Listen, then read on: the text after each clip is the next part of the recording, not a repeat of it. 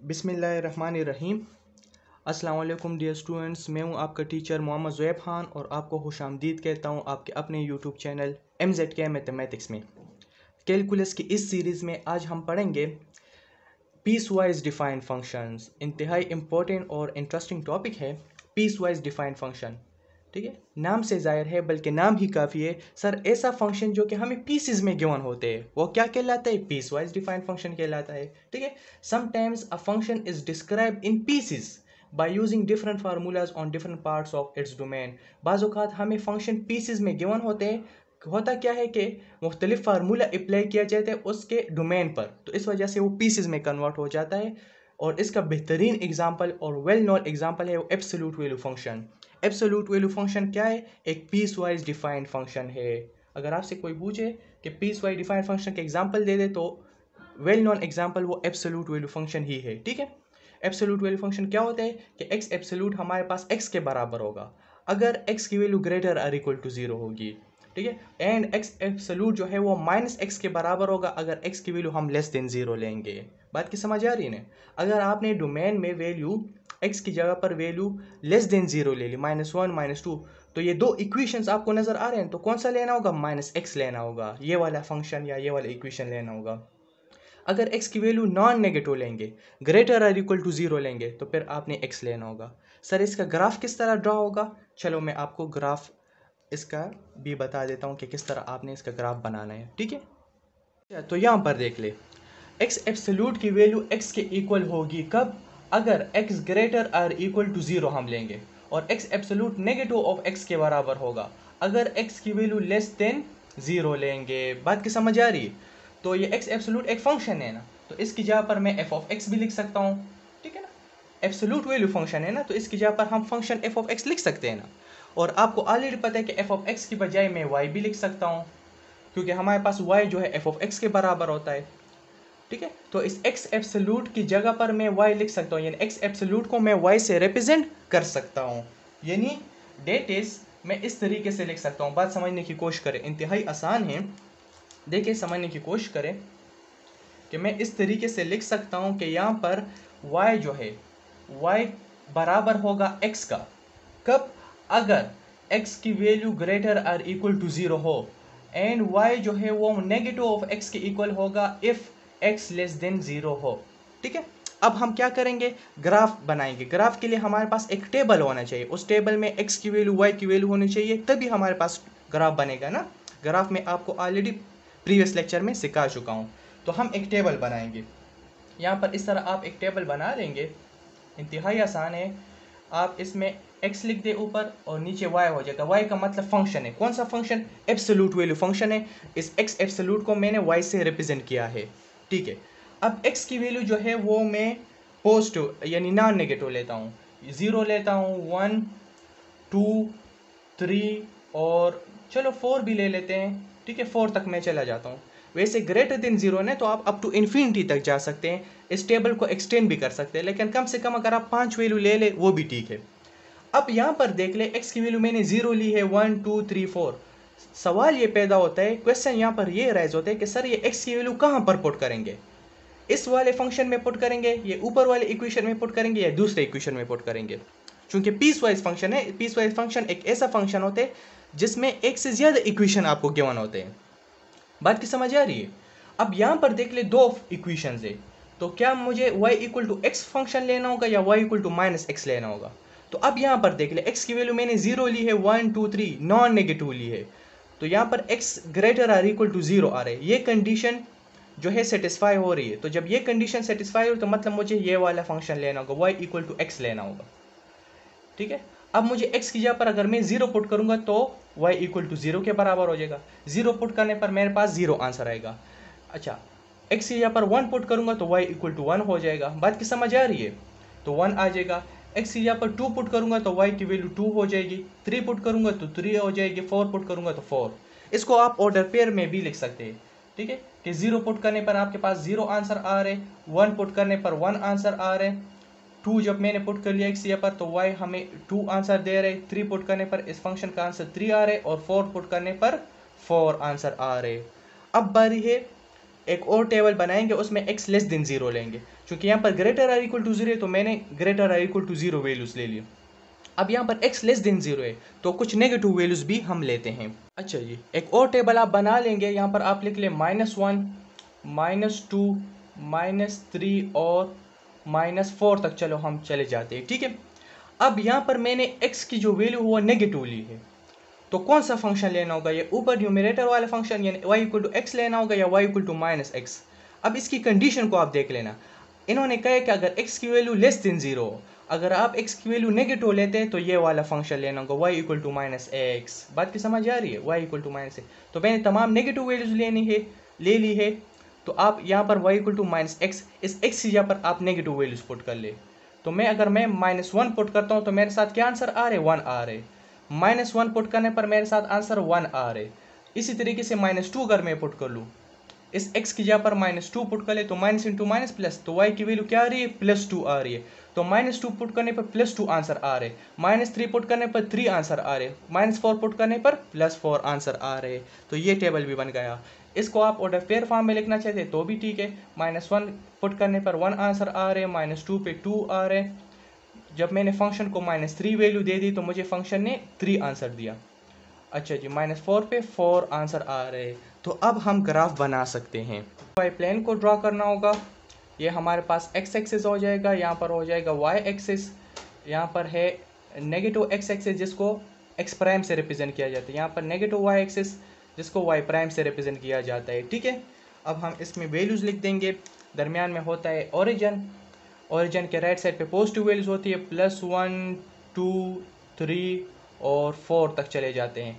यहाँ पर हो जाएगा -1, -2, -3 और -4, ठीक है। यहाँ पर हम वैल्यूज़ लिख देते हैं 1, 2, 3 और 4। ग्राफ बनाना तो आपको ऑलरेडी पता है कि इस ऑर्डर पेयर को देख ले, 0 पुट करने पर आपके पास 0 आंसर आ रहे, तो 0, 0 पर आपने यहाँ पर एक डॉट ड्रॉ कर लेना है। 1 पे 1 आंसर आ रहे, 1 यहाँ पर है, देख ले। 1 पुट करने पर आपके पास 1 आंसर है, तो यहाँ पर आपने एक डॉट को ड्रॉ कर लेना है। 2 पे 2 आंसर आए, तो 2 और इस y एक्सिस के 2 को आपस में मिला ले, यहाँ पर आपने एक डॉट, इस बाकी को आप ख़त्म भी कर सकते हैं इस लाइंस को, ठीक है। अच्छा जी, 3 पे 3 आंसर आ रहे और 4 पे 4 आ रहे, तो 3 और इस 3 के सामने आप इस तरीके से डॉट लगा ले, और 4 और यहाँ पर 4 जो है ना, इसके सामने आप डॉट लगा दें। फिर इनको आप ख़त्म भी कर सकते हैं, बाकी जो वैल्यूज़ है, अच्छा जी, इनको आप ख़त्म भी कर सकते हैं। फिर क्या कह रहे हैं, यहाँ पर देखिए दूसरी टेबल में -1 पुट करने पर 1 आंसर है, x की वैल्यू -1 है, y की वैल्यू 1 है, तो x एक्सिस पर -1 टाइम्स चले जाए, -1 यहाँ पर है और y की वैल्यू 1 है, इनको आप मिला ले, तो यहाँ पर आपके पास डॉट आ जाएगा। -2 पे 2 आंसर आ रहे, तो -2 और 2 को मिला ले, तो यहाँ पर आप, ठीक है। -3 पे 3 आंसर आ रहे, तो ये तकरीबन -3 और 3 को अगर मिलाएंगे तो यहाँ पर बनेगा। और -4 पे 4 आंसर आ रहे हैं ना, तो -4 और 4 को अगर मिला ले तो यहाँ पर बन जाएगा। करना क्या है, इन डॉट्स को आप आपस में मिला ले, तो इन डॉट्स को आपस में मिला लेते हैं, तो ये आपके पास एब्सोल्यूट वैल्यू फंक्शन का ग्राफ बन जाएगा, ठीक है। और ये आपका कंप्लीट आंसर हो जाएगा। बात की समझ आ रही है। इस तरीके से आपने पीस वाइज फंक्शन के ग्राफ को आपने बनाना है, ठीक है। एक और एग्जांपल भी ले लेते हैं ताकि आपको मज़ीद क्लियर हो जाए। अच्छा जी, नेक्स्ट एग्जांपल की तरफ देख ले। हमें एक फंक्शन दिया है, कौन सा फंक्शन है सर, पीस वाइज फंक्शन है। आपको किस तरह पता चला सर, ये पीसेस में गिवन है, ठीक है। यहाँ पर कंडीशन है और यहाँ पर एक से ज़्यादा इक्वेशन है, first second third 3 equation given है, तो ये पीस वाइज फंक्शन कहलाएगा। ऐसा फंक्शन जो कि पीसेस में गिवन हो, ऐसा फंक्शन जिसमें एक से ज़्यादा इक्वेशन होते हैं, तो वो पीस वाइज फंक्शन कहलाता है। क्या कह रहे कि ये function F of x minus X के बराबर होगा कब, अगर आप एक्स की वैल्यू लेस देन 0 लेते हैं, यानी -1, -2 अप टू -इन्फिनिटी तक अगर आप जाएंगे तो आपने ये वाला फंक्शन लेना होगा -x। एफ ऑफ एक्स की वैल्यू एक्स स्क्वायर के बराबर होगी कब, अगर x की वैल्यू 0 से लेकर 1 के दरमियान में लेते हैं, क्लोज इंटरवल है ना, 0 और 1 भी इसमें इंक्लूडेड है। 0 से 1 तक अगर आप वैल्यू लेते हैं तो आपने ये वाला फंक्शन लेना होगा एक्स स्क्वायर, और फंक्शन 1 के बराबर होगा अगर आप x ग्रेटर देन, सॉरी ये 0 नहीं है, x ग्रेटर देन 1 है, ये x ग्रेटर देन 1 है। अगर आप 1 से ग्रेटर वैल्यू लेंगे, यानी 2, 3, 4 लेंगे, तो आपके पास ये कांस्टेंट फंक्शन आएगा, 1 आएगा। ठीक है, तो इसको थोड़ा सॉल्व करते, इसका ग्राफ बनाते कि इसका ग्राफ किस तरह बनेगा। तो देख ले यहाँ पर हमें जो फंक्शन दिया एफ ऑफ एक्स, इसकी जगह पर मैं y भी लिख सकता हूँ ना, क्योंकि y equal to F of X होता है। ठीक है, अब यहाँ पर y की वैल्यू जो है y equal to minus X के इक्वल होगा। कब? When x is less than 0। y जो है माइनस एक्स के बराबर होगा जब x जो है वो 0 से कम हो। बात की समझ आ रही है? y जो है वो एक्स स्क्वायर के बराबर होगा वेन x जो है वो less than or equal to 1 हो और ग्रेटर आर इक्वल टू 0 हो। y जो है वो 1 की इक्वल होगा वेन x जो है वो ग्रेटर देन 1 हो। तो अब हम इसका ग्राफ बनाएंगे। ग्राफ किस तरह बनाएंगे? आपने पहले टेबल को ड्रा करना है। ठीक है, टेबल पहले बनाना होगा। तो यहाँ पर मैं एक टेबल बना लेता हूँ। अच्छा जी, यहाँ पर मैं लिख देता हूँ x और यहाँ पर हो जाएगा नीचे फंक्शन y। तो x की जगह पर मैं पहले नेगेटिव वैल्यूज पुट करता हूँ। यानी फॉर एग्जांपल मैं यहाँ पर पुट कर लेता हूँ अपनी तरफ से -3 -2 -1 -3 -2 -1। ठीक है, मैंने 3 वैल्यूज ले ली। आप मजीद -इन्फिनिटी तक जा सकते हैं, कोई भी आप वैल्यू से -4 5 इस टेबल को आप एक्सटेंड कर सकते हैं। ठीक है, अब सवाल ये पैदा होता है कि x की वैल्यू तो मैंने ये 3 नेगेटिव वैल्यूज ले ली, सर इसमें कौन से फंक्शन में हम पुट करेंगे, कौन से इक्वेशन में पुट करेंगे x की वैल्यू? -3 का मैं यहाँ पर पुट करूँगा, यहाँ पर पुट करूँगा या यहाँ पर? तो ये डिपेंड करता है इसकी कंडीशन पर। ठीक है, तो कंडीशन को देख ले। अगर यहाँ पर इन्होंने लिखा है x लेस देन 0, अगर x की वैल्यू 0 से कम होगी तो आपने ये वाला फंक्शन लेना होगा। तो y इक्वल टू -x हम लेंगे। तो इस -x में हम वैल्यूज पुट करेंगे। -3, x की जगह पर -3 पुट करेंगे तो आपके पास +3 आंसर आएगा। x की जगह पर -2 पुट कर ले तो आपके पास +2 आंसर आएगा, y की वैल्यू +2 हो जाएगी। ठीक है, और -1 पुट करेंगे तो y आपके पास आंसर +1 आ जाएगा। ठीक है, अब एक और टेबल आप बना ले। एक और टेबल यहाँ पर हम बना लेते हैं इस तरीके से। यहाँ पर हो जाएगा x, यहाँ पर हो जाएगा y। तो नेगेटिव वैल्यूज ले ले, अब कुछ पॉजिटिव ले लेते, 0 और 1 ले लेता हूँ, क्योंकि दूसरी कंडीशन में अगर आप देख ले 0 और 1 ये है ना, इसके दरमियान में इनफाइनाइट रियल नंबर से। लेकिन हमारी कोशिश ये होती है कि हम इंटीजर लेते हैं। अगर आप पॉइंट में वैल्यू लेंगे तो थोड़ा कैलकुलेशन में मसला होगा और ग्राफ बनाने में भी थोड़ा वो फिर मसला होता है। तो अगर आप इंटीजर ले ले अच्छी बात है। तो मैंने x की वैल्यू 0 और 1 ले ली। ठीक है, तो इन्होंने क्या है कि अगर x की वैल्यू 0 और 1 लेंगे या 0 और 1 के दरमियान में लेंगे तो आपने ये वाला फंक्शन लेना होगा। अगर x की वैल्यू 0 और 1 के दरमियान में होगी तो कौन सा फंक्शन लेंगे? ये वाला। y x स्क्वायर के तब बराबर होगा when x is less than or equal to 1 greater or equal to 0। तो x स्क्वायर लेंगे। तो यहाँ पर y है x स्क्वायर, यहाँ पर x यहाँ पर 0 पुट करें तो 0 के स्क्वायर से 0 आ जाएगा। ठीक है, 1 पुट कर ले तो 1 के स्क्वायर से 1 आ रहे हैं। ठीक है, बात समझ आ रही? अब हम एक और टेबल बनाएंगे, तीसरा टेबल। इस तरीके से आप एक और टेबल बना ले। यहाँ पर लिख ले x, यहाँ पर हो जाएगा y। ठीक है, नेगेटिव वैल्यूज भी पुट कर ली, पॉजिटिव वैल्यू भी 0 और 1 भी पुट कर लिया। अब बारी है, इन्होंने कहा x ग्रेटर देन 1, 1 से ग्रेटर वैल्यू लेते हैं। मिसाल 2 में ले लेता हूँ, 3 और 4 ले लेता हूँ। अब इन्होंने क्या कहा है, अगर x की वैल्यू ग्रेटर देन 1 लेंगे तो फंक्शन कौन सा लेना होगा? y equal to 1 constant function आएगा। बात की समझ आ रही है? अब यहाँ पर कोई वेरिएबल है ही नहीं, तो चाहे आप कोई भी वैल्यू ले ले, 2 ले ले, 3 ले ले, 4 ले ले, तो आपके पास आंसर 1 ही आएगा। इससे पहले वाले फंक्शन में हमारे पास x था तो x की जगह पर हमने वैल्यू पुट कर ली। अब यहाँ पर इस तीसरे इक्वेशन में कोई वेरिएबल है ही नहीं, x है ही नहीं, तो हम वैल्यू तो पुट नहीं कर सकते ना। तो इसलिए अगर हम x की वैल्यू 2 लेंगे तब भी हमारे पास 1 आंसर आएगा, 3 वैल्यू लेंगे तब भी 1 आएगा, 4 लेंगे तब भी 1 आएगा। अप टू इनफाइनाइट तक अगर चले जाए, 5 6 7 up to post to infinity तक चले जाए तो y का आंसर हमेशा हमारे पास 1 ही आएगा, क्योंकि y की वैल्यू 1 के बराबर है व्हेन x ग्रेटर देन 1। बात की समझ आ रही है? अब क्या करना है, तीनों टेबल ड्रा कर लिए, अब ग्राफ बनाना है। तो इंतहाई आसान है, ग्राफ बना लेते हैं। आपने एक्स वाई प्लेन को ड्रा करना है।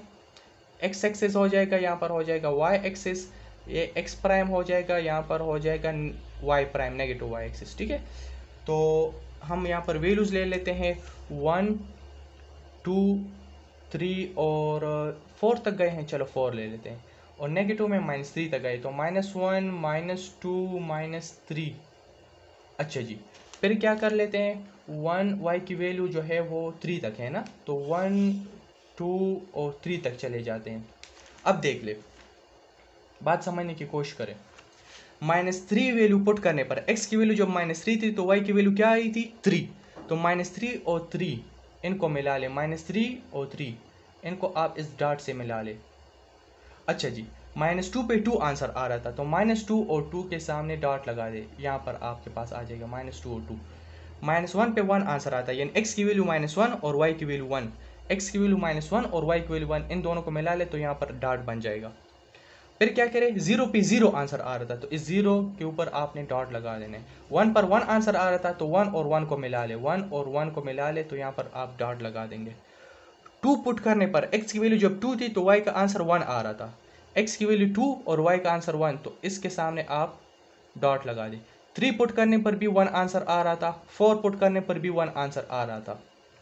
ठीक है, अब क्या करना है, आप इन तमाम डॉट्स को मिला ले, इन तमाम डॉट्स को आप इस तरीके से मिला ले तो यहाँ पर आप आ जाएंगे, ऊपर चले जाएंगे और फिर एक हॉरिजेंटल लाइन बनेगा और ये अप टू इनफाइनाइट तक जाएगा। चूंकि कांस्टेंट है ना, जितनी ज़्यादा वैल्यूज पुट करेंगे 5, 6, 7 तो ये ग्राफ जो है बढ़ते ही जाएगा, ये horizontal line up to infinity तक पहुंचेगा। बहरहाल तो ये फिगर जो आपके पास है ये आपका कंप्लीट आंसर आ जाएगा, इस फंक्शन का ग्राफ हमने बना दिया। तो इस तरीके से आपने पीस वाइज फंक्शन को सॉल्व करना है और इसके ग्राफ को आपने बनाना है। बात की समझ आ गई? तो आज हमने पीस वाइज फंक्शन पढ़ा, ऐसा फंक्शन जो कि हमें पीसेस में गिवन हो। इसका बेहतरीन एग्जांपल तो एब्सोल्यूट वैल्यू फंक्शन है, तो इसका ग्राफ बनाना भी सीख लिया और एक और हमने एग्जांपल भी कर लिया। तो मैं उम्मीद करता हूँ कि आपको आज के लेक्चर की कंप्लीट समझ आ गई होगी। फिर भी कोई मसला हो तो बिल्कुल आप कमेंट सेक्शन में पूछ सकते हैं। आज के लिए इतना काफ़ी है, फिर मुलाकात होगी नेक्स्ट लेक्चर में। तब तक के लिए wish you all the best. Thank you. अस्सलाम वालेकुम।